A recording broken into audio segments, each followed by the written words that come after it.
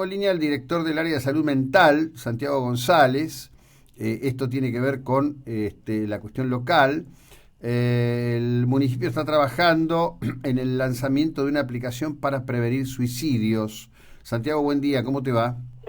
¿Qué tal? Buenos días, José Luis. Bien, vos sabés que justamente la semana pasada habíamos estado hablando del último informe de Naciones Unidas al respecto de la cuestión del tema del suicidio, que ha crecido exponencialmente en el mundo, y el panel, por lo menos que generó el informe, habla que, entre otras cuestiones, esto tiene que ver con un crecimiento de lo que es la disolución de la estructura tradicional de familia y el crecimiento también, a partir de ello, de las situaciones de soledad en la que millones de individuos viven en todo el planeta. Parece ser un desafío de salud de alto nivel en este momento, ¿no? Definitivamente, empieza a gestarse ya hace tiempo como un tema de salud pública que tiene que estar en agenda, sí, definitivamente. Las variables son realmente muy diversas, hay una multicausalidad evidente, pero estos factores que vos decías, sí, definitivamente son participantes en estas situaciones. Uh-huh. Y cuando mirás desde el punto de vista de tu responsabilidad hoy en Mar del Plata, ¿qué, qué es lo que se advierte, qué es lo que se ve y, digamos, en ese camino, qué llevó a trabajar en esta app que tiene como idea justamente trabajar en la prevención del suicidio?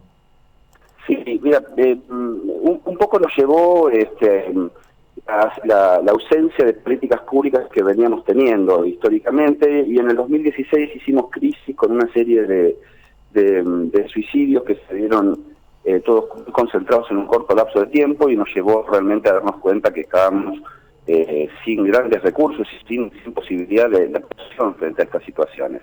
Después terminó evidenciándose que había sido un fenómeno atípico, digamos, pero eso nos llevó a armar una serie de dispositivos y a estar trabajando desde ese entonces en una serie de políticas. Una de ellas termina siendo la app. Hoy en Mar del Plata tenemos en vigencia, digamos, y trabajando un dispositivo de posvención. Fue el primero que armamos. La posvención tiene que ver, porque nos preocupaba mucho el suicidio adolescente, que es el que más vemos que tiene mayor trascendencia en estos momentos y más prevalencia. Así que se armó un dispositivo de posvención que tiene que ver con detectar las situaciones de intentos de suicidios o de suicidios que se dieron en algunas comunidades educativas, y rápidamente tener la posibilidad de intervenir en esas escuelas o en esas comunidades para evitar el efecto contagio, digamos, poder tramitar de alguna manera lo que ocurrió. Claro. Este es un dispositivo muy interesante que se armó, que hablamos de salud mental del municipio, junto con la gente de niñez del municipio y la gente de educación municipal y de provincia. Es un dispositivo que ya funciona hace 2 años, y la verdad que resultados muy interesantes, digamos. Por lo menos tenemos una capacidad de actuación que antes no teníamos. Y después apareció la necesidad, con este dispositivo, de empezar a hacer una prevención mayor, digamos, de tener que capacitar a los auxiliares, a los docentes del nivel educativo, a capacitar a los profesionales, digamos, en esta temática, porque el hecho de la capacitación y la sensibilización hace que se derriben algunos mitos que juegan en contra, digamos, a la tramitación de estas situaciones. Uh-huh. Entonces salió en asociación con la Facultad de Psicología la posibilidad de armar un proyecto de extensión, el cual apunta en este punto a la capacitación, y la app viene a hacer una herramienta más que va a servir para, entre otras cosas, no solamente contener situaciones de crisis de alguna persona en particular, sino de ser una herramienta de consulta permanente para aquellas personas familiares o docentes o profesionales que tengan ahí todo un cúmulo de información que les permita actuar y poder atender situaciones que se puedan observar como emergentes.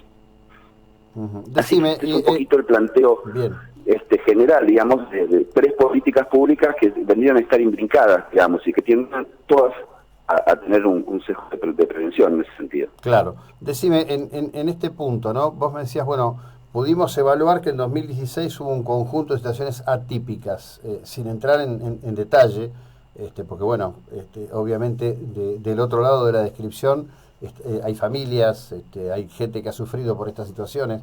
¿Qué es lo que generó la atipicidad que dio ese pico de suicidios en Mar del Plata? No quedó claro las causas, porque todo esto, hay uno de los elementos que tenemos más difíciles, es cómo circula la información, digamos. La información de los suicidios tiene todo un circuito, digamos, que termina inexorablemente en el Ministerio de Salud de la Nación, y que bajan, y ahí se produce una tasa de suicidios que nosotros nos baja, pero con años de posterioridad, digamos. Y nosotros estamos trabajando ahora en la posibilidad de tener información más fresca que nos permita hacer una especie de monitoreo del fenómeno, en este observatorio. Pero bueno, estamos trabajando justamente con eso, que lo hacemos estamos reuniendo con la gente de la Facultad de Psicología y con gente del Centro de Estudios Municipal de Análisis Estratégico del Delito, que también está ayudando a hacer una especie de monitoreo. En aquel entonces, en 2016, no teníamos esta posibilidad, y lo que pasó simplemente fue que en el contexto, se recordará el juego de la ballena azul, que estaba tan en boga en ese momento, aparecieron una serie de suicidios muy relacionados en una escuela determinada, ¿sí? Por ahí no eran todos de la misma escuela, pero tenían alguna relación de amistad a través de las redes sociales o a través de alguna relación de vecindad. Entonces parecía como que había un juego de esto, que después se terminó viendo que no era así, digamos, y que fue un fenómeno más, aparentemente más azaroso, es lo que pudimos estudiar.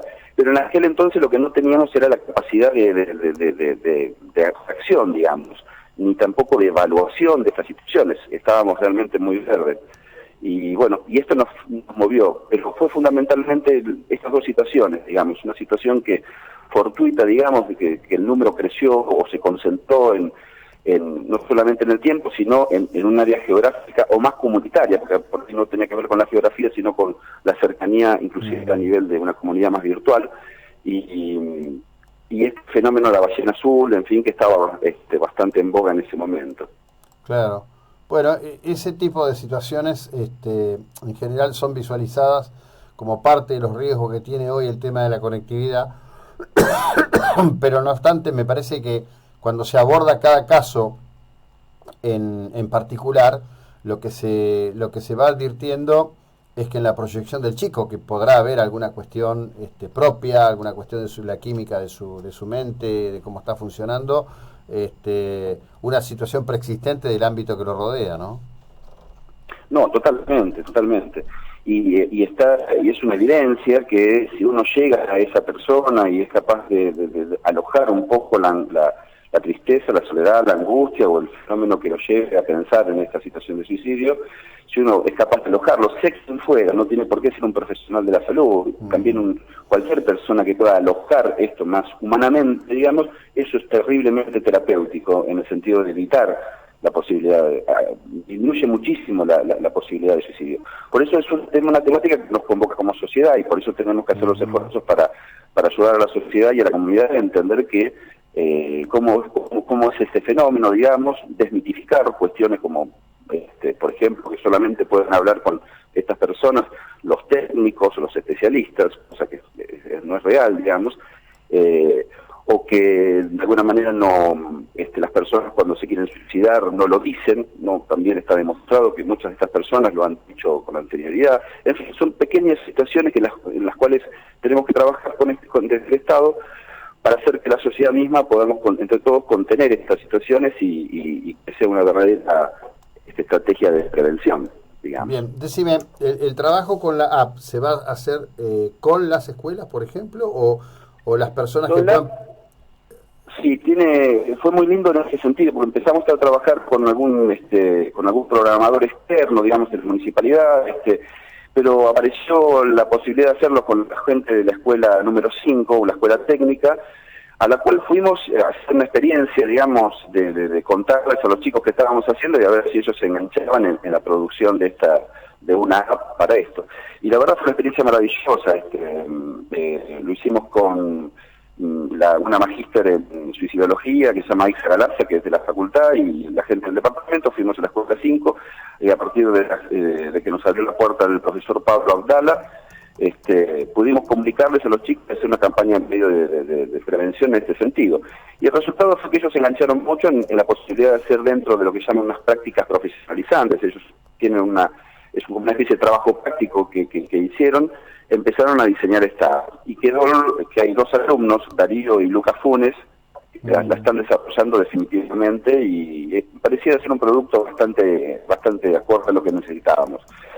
Esta aparentemente, por lo que me cuentan, van a terminar el trabajo aproximadamente para el mes de noviembre de este año. Así que ahí haríamos una especie de lanzamiento en noviembre, en diciembre, ya más formal sobre el app, y la pondríamos en vigencia. Bueno, gracias por todo, que tengas una buena jornada, muy amable.